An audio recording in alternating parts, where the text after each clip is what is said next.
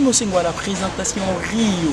Et mon invité d'aujourd'hui, Manassé, c'est mon caméraman. Merci beaucoup à vous tous d'avoir choisi Vision BKL Télévision. Une chaîne n'est pas comme les autres. Comme je le dis au tout début de mon émission, aujourd'hui Dan Mosengo reçoit pour vous aujourd'hui Rio, un des musiciens de JB Mpiana, Papa Chéri, l'homme qui a mis l'eau dans le coco. Avec lui, nous allons essayer vraiment de balayer l'actualité musicale. Nous allons parler de l'actualité musicale de la République démocratique du Congo.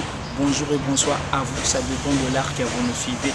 En amont, déjà, je l'ai dit, Rio est mon invité d'aujourd'hui. Sans plus tarder, nous allons commencer cette émission. Je vous demande vraiment de vous abonner massivement car vous ne serez pas déçus à travers votre humble serviteur Dan Mosengo, autrement dit le cardinal de la presse. Pour ne pas beaucoup parler, que mon émission commence. Merci beaucoup à vous tous pour votre confiance.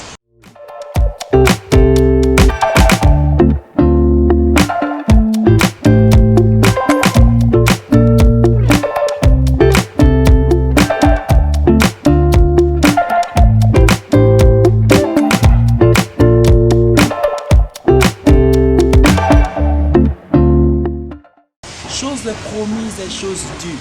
Rio est mon invité d'aujourd'hui. Avec lui, nous avons choisi de nous balayer l'actualité musicale de la République démocratique du Congo avec votre humble serviteur Dan Mosengo, autrement dit le cardinal de la place. Bonjour. Bonjour. Dan. Oui, ça va, tout doucement. Moi, mon prénom, est absent. C'est dire. Non, le problème, quand il y a qu'on ne passe pas à la télé, on a qu'à passer. Quand il n'y a rien à dire sur l'information exacte, je préfère me taire. Maintenant, vous avez quelque chose à dire. Ah ouais, maintenant là, donc, on verra balle de match. Où il y a et puis on a paix retourne à Guinée équatoriale. On va parler de ça. Il y a une spécialité par contre. Tout le monde est d'abord. Je vous abandonne les équipes d'ingénieurs, si les gens à la féminine, il y a Papa Chéri. C'est vraiment l'histoire. Rio, on a mis musique dans l'internat. L'internat est. Parce que nous avons un guiringiri. Mais nous avons autant d'amis dans l'internat. L'internat, c'est qu'on a qui acolyte, servant comme on dit, et puis choriste. La chorale, la scène ici qu'on a la musique en gros. Quand on a eu la bandi na dynamique H. Il y a vient na ngai likijo na Angela moto na vélo, ba des leaders, ba kufa déjà. Et puis ba mi ba batika biso na yero wana na nini na ke station Japana et pas ya Boutamuntu Raja Kula. Wana na umela kité après na yo kende et pas ya Jolino. Groupe Jolino tozali na ba Shaingenge, na ba Soleil Wanga, na ba Antonio Sampaio. Voilà.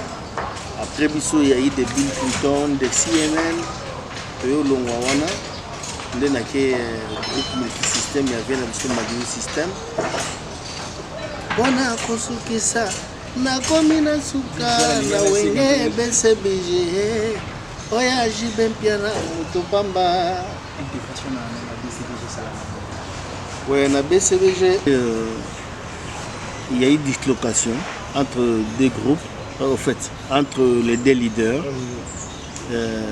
Papa Chéri na le roi de la forêt quand bakabwani bake mikili ce qu'on a n'a pas collaboré na Blaise Boula le parrain de la révolution to na iba banzembo vient ngai Eldorado donc maître na ngai champ na iba banzembo na ye na ke ko tekela vient ngai Blaise Boula tant na ke Blaise Boula mais les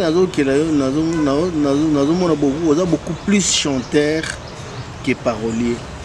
On a préféré encore na aidé au Kota Wengi. C'était ça. Nous sommes tous voyagés, tous les ennemis qui sont. Yo tikala ko travailler na batu ba travailler pas Papa Chéri. Entre autres, il y avait de Bogis, de Gilles Kibans, Sunda Bass, qui est Sika, à Tikala qui peut en voyage en gros, Tikala, qui travaille dans Batouana. Ceux qui ont accompagné repas, il n'y a pas de biso. Ceux qui aussi qui travaillent dans Bango, aux la famille dans Bango. Tant Troya, on a intégré dans le groupe. Et ça là que tant bayo kende kuna bébé baina bangonde ba bebanaki. Ce qui faisait que Blaise Bola n'était plus chef d'orchestre. Comment est-ce qu'Alain peut la chef d'orchestre? Parce que bayo goya, papa chéri, papa chéri rapport, nous travaillons là, tout le monde boya il y a Blaise Bola. Non non non, Michel Blaise Bola a waté. Surtout qui a zappé Michel Otaï, pas Madilu système, Michel Oké jazz a wana wingi au salani. Donc à Komaka a waté. Et ça quelques jours moko papa chéri allait na posa ya maquette ya banzembo oyo to doit travailler beaucoup plus banzembo ya TH avant TH et bima to doit travailler répertoire parce que fato ça maquette ya nzembo ya 48 heures qui bien s'habiter na ye na comme na porte ba bino yo patron bi yo kotaka qui bien s'habiter à ça la ndeni a continuer frauduleusement na lupangu na koti to sali maquette ta papa chéri yeroya na na yembi bote chanteur wana o ya Blaise Boula wana o Madilu système no chanteur on bobo ça ya comment oya accepter tant ce qu'on a eu pour na kota na lupangu na yesu sentinelle la bengani ngani mais patron ba yo kota awati siko kanisa na utap na ngiringiri makolo le wana papa chéri boye baboy na kota chance na ezaki Boris Bondo abina ngana Rio ba osala recrutement na bobongo yo soko lingi sala test okota officiellement na groupe so bandimbi ba accepter yo kotika ma c'est par là que makambo bandaki ta on a yego na zongi so makolo en tant que ministère Madilu tout ça travailler na bandal na beti bandal na bandal na sengi bon transport na kuta massa na mobo ya drumer filo mamona na siège ayo bimisa sima na biso baluaki yango apesi na larme bo ya kombi na zu kombi tati bon marché alors ça na bobongo wana na kompe na fait le test c'est par là que m'a bandaki. Est-ce que le fait qu'il y a papa chéri pour boya déjà premièrement est-ce qu'il y a colère ou qu'on intégrer tout moi pas si wana moi douleur wana existe kana kaza mutema réel. Bien sûr parce que na quartier déjà ba ki ke na on travaille pas papa chéri. On travaille pas papa chéri siko wenge ye et qui nga siko ba répéter ngai. Et ça là qui passe que non na bimi aventurer na quartier.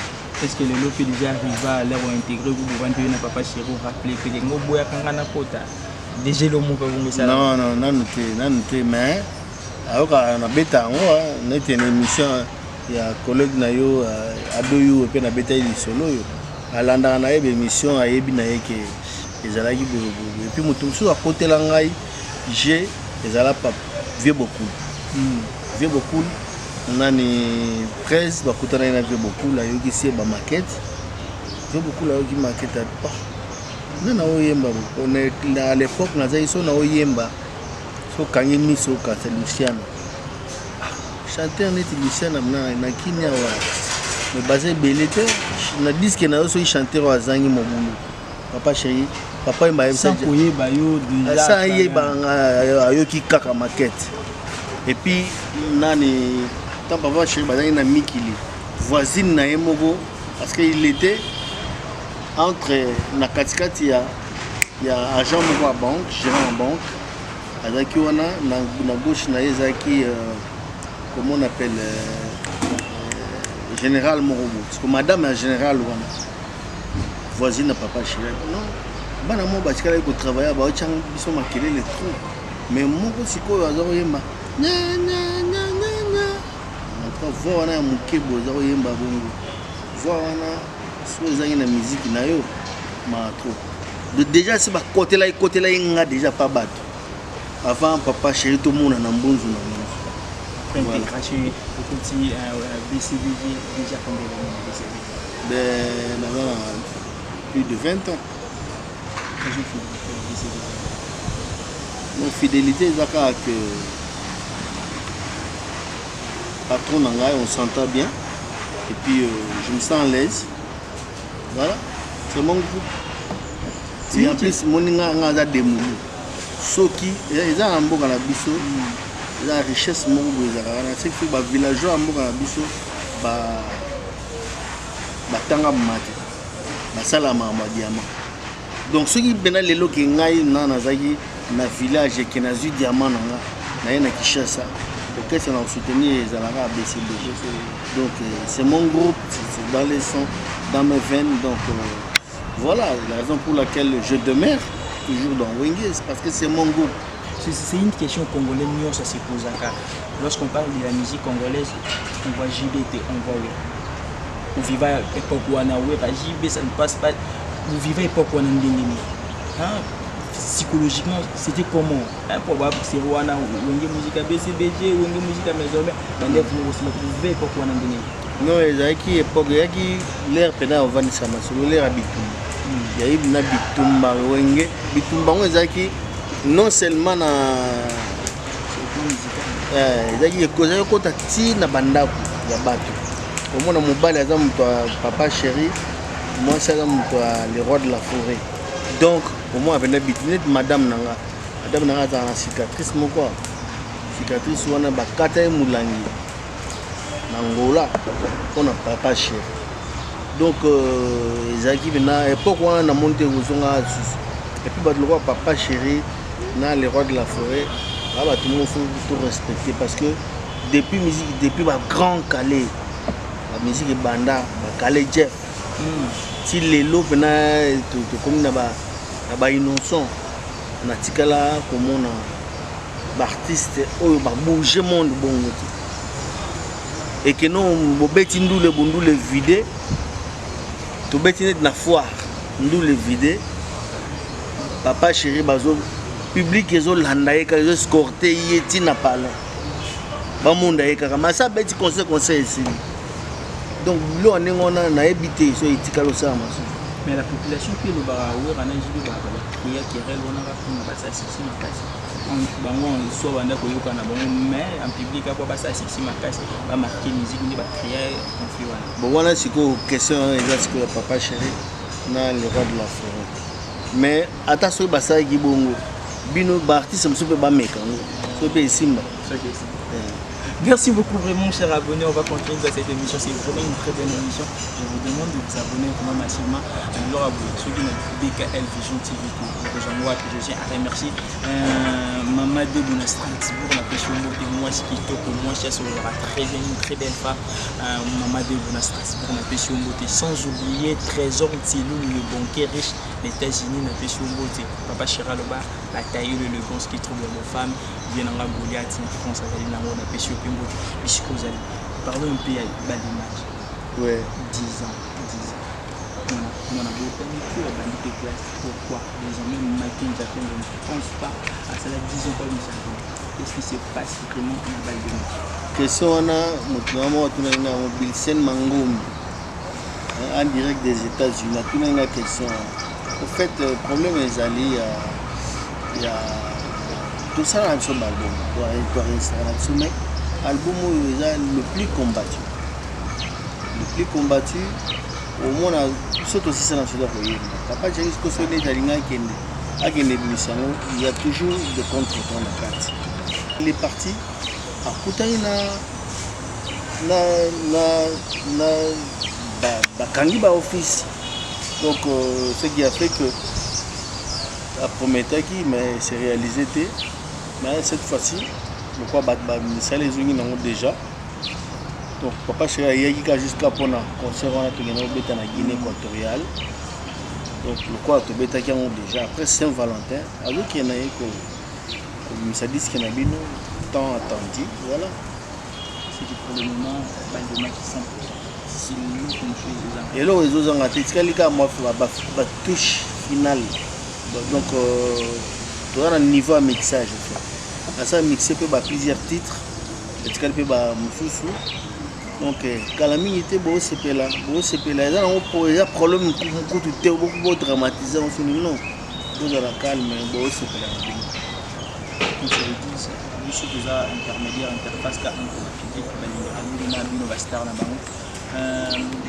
évidemment, je passe au jeu quand nous papa tire une balle de match entre guillemets professionnels de match qui est ces balles de match. Je me suis dit encore une fois, en fait.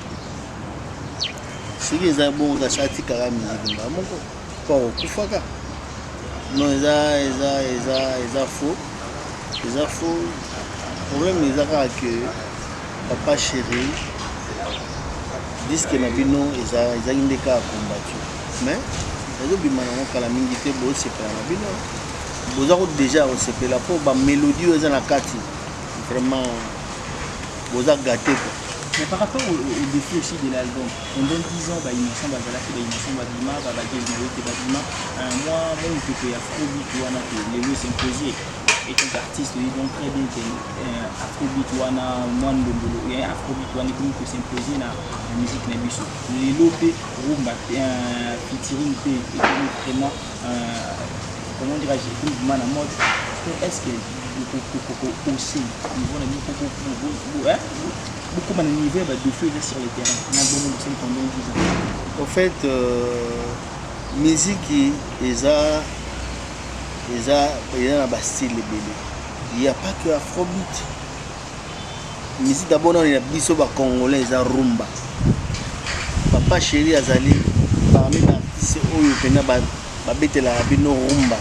Il peut pas abana Rolanda souligner non. La musique est belé ba slow ezali ba reggae ezali ba jazz ba blues musique eza vaste ba folk ezali po bango pe ba na style na bango ya ba afrobeat mais biso pe tona style na biso ya rumba que massage ya motema caresse à tympan nous à la calme mais pour ne pas que ça la soki ndenge nini ba style nyonso eza na 4 disques wana tout ça tombe dans le feat eza disque bat de match eza disque à mouvement eza disque ya patron te soit ya individualité peut-être disque à rio pour que ça la fit na moto eza disque à mouvement que c'est ba fit biso na biso papa chéri pour na ko loba mamba ba fit papa chéri asala fit déjà asala fit na papa wemba koko soki boyinga nakoza mosusu wapi ya kokani na yo ovandelinga na motema otiki ata kozane basi bayemba déjà asala déjà fit asa yema na fille moko boye I love you eje oh I love you eje I love you. Comment il s'appelle film déjà dans le papa chéri. Merci. On a le papa chéri, bah c'est pas ta faute, c'est Andy, si on voit, j'ai ça, j'ai besoin pour ça, joli, c'est Salama.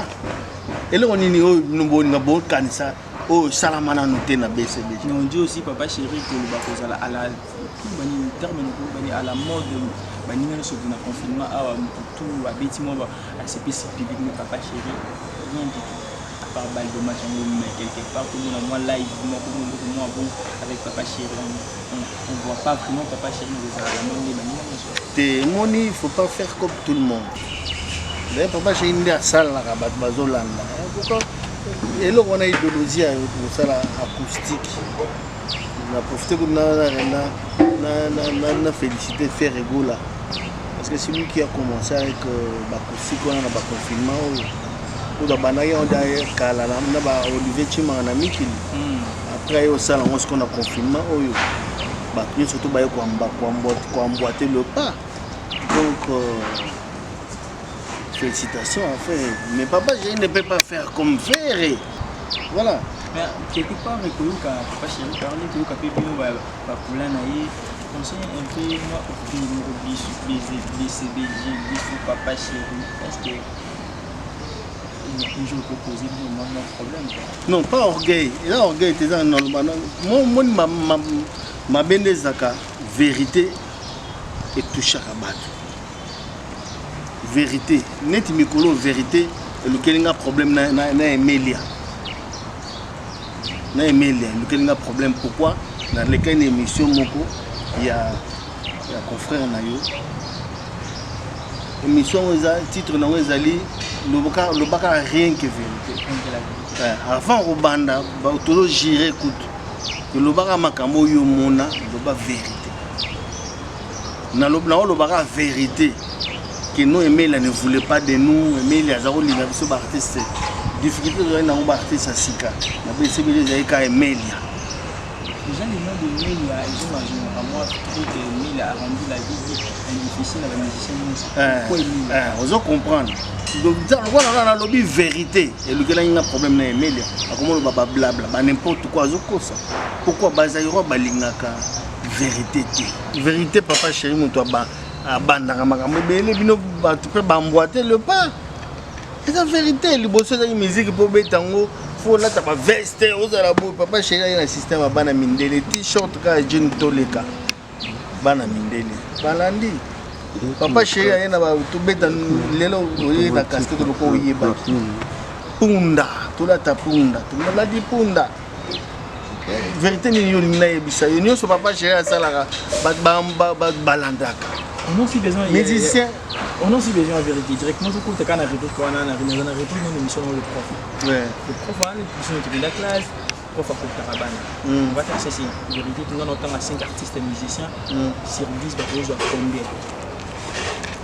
Mais il y a besoin de nous pour ça. On a besoin de la vérité. Non, le problème est que tant qu'on a un problème, on a aussi qui est meilleur et qui ne l'est pas.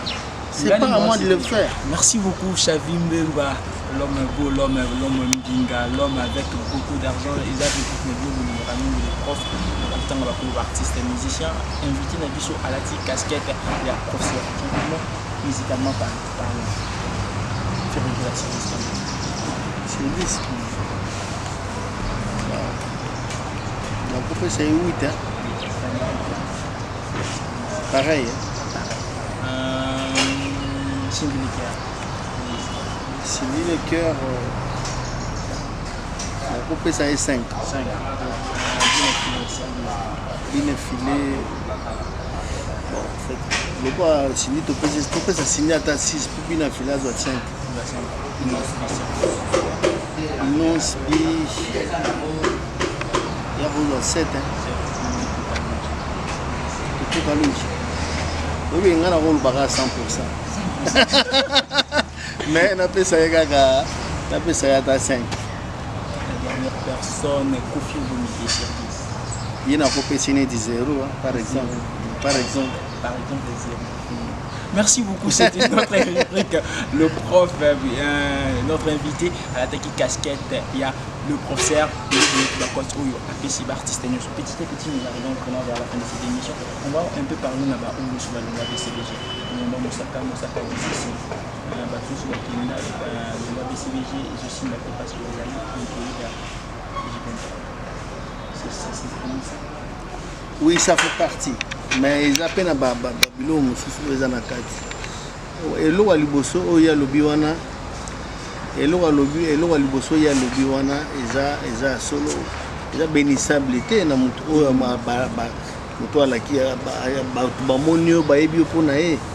ont bénissabilité même pas en Zamba. Et puis, ils ont mis balai. Ce sont de bons musiciens. Mais si je raté parce que Balongwara sans se préparer, ok, ça c'est le mot de grandiose qui peut t'écouter toute ta vie. Mais derrière même. Sans se préparer. Au long terme, pour vous avez une suspension. Au long terme, pour voir Jacate. Au long terme, pour vous avez un retard, vous avez une punition, vous décidez au long terme. Et là, on a une décision. Il y a mon bon non, on va se préparer. Est-ce que déjà que vous s'y préparez déjà? Bon, là dans le bail que c'est pas mon truc déjà. C'est pas mon truc. On a installé le Moukilito. Ceux qui sont sous BCBGT, on a reçu la Penzambe. Ça il dit à Moukilito. On a 20 ans. On a BCBG plus de 20 ans. avant qu'on a plus de 20 ans. On a bêta pe ba musique à Mickey. Et puis naza na demi-siècle na mokili. Faut pas qu'à na ça comme tout le monde était. Non. Mais ça c'est dit aussi musicien dans la BCBG notamment promotion na bino wana. Vous parce que vous n'avez pas vraiment la confiance sur la leader. Non. Qui peut nani ngwa ko yeba ani avenir ya moninga. Eza nzambe te. Non. Yaka ba dire kaka baluka kaka baloba. Pourquoi quand on a baissé je ne boloba kaka mabe. Non. Ya bongo te neti nga boye. Na oyo sabino lelo na sala kangote parce que lelo problème na nga ezaki. Soki na sali yango on a tourné autour du pot. Il faut na sala rapé makambo fou. Il n'y a pas que ça, il n'y a pas que vous allez un leader et orchestre. Il n'y a pas que vous allez deuxième papa chéri, il n'y a pas que vous allez deuxième Ferrego là. Non. Na occupé comme pasteur Moïse Mbiye. Na occupé comme Mai Kalamba to papa Kabunji Claude Kabunji Walesa. Non. Et là karaté qu'il faut ka non. Ba immeuble il faut ka pas gagner vie. Ba immeuble nous so boleke ka ba musicien. Ba voiture nous soit danger boleki na nzela ba musicien kaka. Non. Chez nous les musiciens. Pourquoi ça fait autre chose? Oh on appelle national salle, pourquoi ça fait autre chose? Voilà. En Afrique, en Afrique la RDC vous a conseillé musicalement parlant. RDC vous a conseillé. Dommage RDC normalement normalement ils ont mérité que la première, mais dommage que RDC a connu Makambo Beli bâton dans le roue, entre autres il y a combattants parce que les combattants les lots freiner culture congolaise, la musique congolaise. Mboka na bino si vous avez le numéro 1 to beta ba salle mythique na ba poto wana ba artiste ya Afrique ba monsieur ba Afrique ba beta ngote o to kotanga lelo o to tanga lelo. C'est pourquoi est-ce que était mi bon parce que bolingi les choses to prester na Paris on est à centre culture na monde bolingi to prester na poto te musique comme local ya ngwana. Et on a tout besoin de pirater musique congolaise, de pirater yango comme afrobeat, aux obéis on démabe, c'est ben nabiso, soit rumba nabiso beta on mabe au comité, au pesa on comme afrobeat, comme ba on bazana privilège comme ba monde wana, biso moyen to comme te ba décoller biso ba chip biso bateau dans le roue. Voilà. Pour piste de solution pour que ça solutionne le problème on a proposé. Et les accords qui n'a pas proposé bande qu'on a biso ba combattant. Essayez un peu de diluer, de mettre de l'eau dans vos vins. Parce que l'élo, culture n'a pas besoin de faire. L'objet raison n'a pas besoin de parce que tu as un régime à Kalati. Tu as un régime à président sortant. Mais tu as un président entrant. Tu as un président à Sika. Tout ça, tout ça potier, ça peut mon amboka, ça peut combattant comme vous. Voilà. Parti na bango bundi combien des années 34 ans. Tout le tout peut ça tout ça pote. Tout ça kana sima to keneka ko bebisaka. Revenez un peu en arrière. Non, faut dire pas le nom BCBG cherche une ici qui est ça non. Non netinga bon non faut dire c'est mon jeune frère. Aza ko net aza ami nanga parce que na âge amitié, âge contracté. C'est un ami, c'est mon jeune frère. On a sur Balobi na nono Fuji. Yo quand c'est net na olobani na nono Fuji. Na on peut se ba fleur nyonso ya mokili.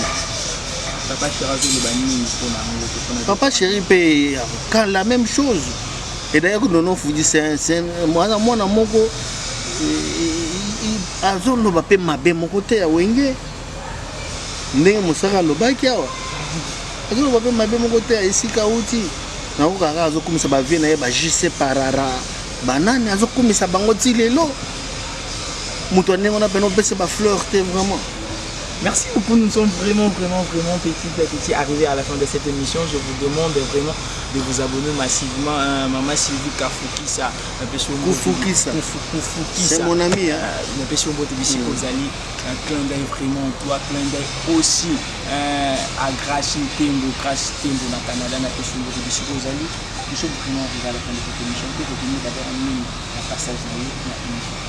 Nous avons que vous continuez pour soutenir BCBG, la famille tout ya BCBG oyo bakona pour la fan BCBG ba vrai à papa chéri bo sala RRT pour continuer pour soutenir l'orchestre na bino disque yaka nango pe so pe to bimisi lobi pe roza pe besoin disque mususu bima bo la calme disque ko bima ba ko apena musique ezali ba musicien pe ba sali pe ba yembi bo yo ka ba chuga ma révélation boyoka bachuda boyoka bamavioka boyoka na baartiste boyoka mpe bankunga ya mystique $1 mutombo nakuumwana malo jibaka nkambela wasungunaka jikakola Patrick Ejamba mulunda wa bantu Marlene Mulangala mukaji mwana jimino kapasherizi bempiana mwana bintu wa maginajo éternité ya bolingo.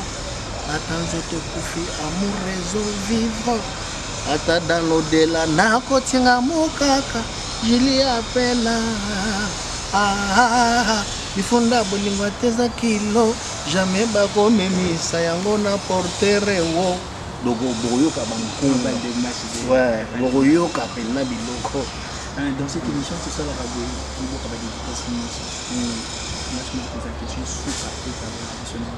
Ok. J'annonce l'émission, il y a une dédication à l'émission, il faut pas poser la question sous sa tête. La dédicace nanga masa nanga papa ye ikyo mbuta konzo. Na pesi bambota trop place azali. Na pesi Winnie Kembo. Na pesi pe bambota trop. Na pesi petit nanga Richi Bokoyo. Na pesi Dada Kanda mon frère et ami. Na pesi mbota trop. Na pesi bambota trop na Gijou Maela. Na pesi bambota trop na docteur Jeff Zani Nzadi le teta. Na pesi bambota trop place azali. Na pesi bambota trop na Viens ngai Jean-Pi Mungala mwana mabe obebisi bolingo. Na pesi bambota trop viens ngai. Na pesi mbota trop na Roger le combattant. C'est un artiste que j'aime beaucoup. Tu n'attends pas comme on a. Il a pesi bango ba pourcentage ndenge mo. Voilà. C'est la même parce que la partie son on a s'appelle la même sa façon de chanter j'aime. On a robé du joker ya génération na biso na chant. On a le joker. Na le kobenga ye ça n'engage que moi. Comprendre king tozana ba king Kester tozana ba maréchal Mukulu déjà pour tout. Vous comprenez? Voilà, nous sommes arrivés à la fin de notre émission. Willy Manuna bakombo eside continuité. Na pesi petit na ngai Didier Mpiana tonton Stemai. Na pesi bambote Anji Sukari na pesi mbote ya trop na bon singa ba idée petit na trésor nkole l'entelo na pesi mbote ya trop na patron na ngai yefuna longa chaque fois d'histoire doyo donc leader à mon foudé papa chéri leader à œuvre na pesi bambota trop qui joue Maela mon Amérique na pesi mbote pe zali voilà. Merci bien, merci beaucoup Willy Manuna l'élégance na poche. Qui tourne ma caisse na poche le roi et na mukila zati na pesi mbote bisiko zali. Pour les gâteaux tendres. Tu voyez na poche là trop élégant. Vraiment élégant. Oh, comment est nani? Willy Manuna. Na mekana na profiter Willy nani? Willy Manuna. Comment numéro na ngai zaline 09 98 85 26 63. 09 98 85 26 63. Willy Manuna tolela to sentir en élégant civilisé ce poche là. Voilà, nous sommes vraiment arrivés à la fin de cette émission. Dan Mousseng était à la présentation de cette émission. Rio était mon invité d'aujourd'hui. On a une dernière question de Kabouane, invité, c'est comme ça avec moi, sous qui commence très kitoko. Merci beaucoup vraiment à vous par rapport à votre confiance. Et je vous demande de vous abonner massivement car vous ne serez pas ici à travers cette émission Buzz avec DN. Ma question est celle-ci. Et l'on est pour ça que featuring de ça matin. Entre pour finir JB. L'on est pour ça. Et ça, pour featuring de ça matin. Et l'on est pour ça. Et ça la matin. On a la chaîne Rio BCBG TV. Vous s'abonnez massivement. Donc, nous sommes la bonne musique. C'est tout la vraie papa chéri. On a la chaîne Rio BCBG TV. Tu as répondre. Quoi? Dans la chaîne Nangai, on a bandé les sous. Dans la chaîne Nangai. Merci. Voilà. Tu es un artiste. Ce qui est artiste, moi, va se comporter bien. Et les Kanango. Merci. Ils se sentent touchés. On est l'affaire.